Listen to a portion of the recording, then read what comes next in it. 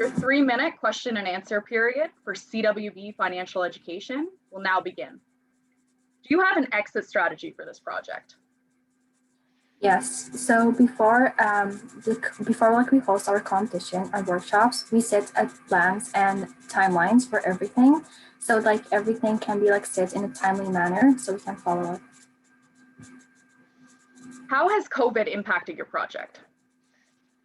We usually tend to host our competition in person, but since COVID hit, we're not able to host it in person, and we try to switch to virtual workshops and virtual competitions as well. How do you define success for this project? So through success, we define it through the impact that is happening to students. We measure that through the feedback that we set for them. And we see how they got impacted and what they were able to learn, and then see where their next steps are going in regarding to the post-secondaries, especially if they're choosing SAIT and business in particular. How do you measure the long-term impact of your program on participants? So for long-term impact, we measure it for the case analysis and case studies that we host for students, because we know they're a major thing that they will have in their post-secondaries through the 4 years as a degree program. And through that, they're able to learn more about it. And other sides, when they join companies and other things, they're able to learn about the issues and know how to solve problems. So that's going to be their long-term impact. What was the biggest challenge you faced when implementing this project, and how did you overcome it? The major impact was that reaching to high schools and telling them to sign up for our competitions, because reaching to high schools, we have the main office as the big obstacles in front of us. So we're not able to reach out to teachers.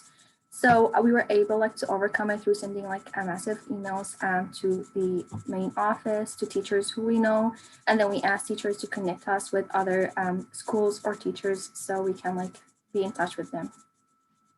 Do you have plans to scale your project?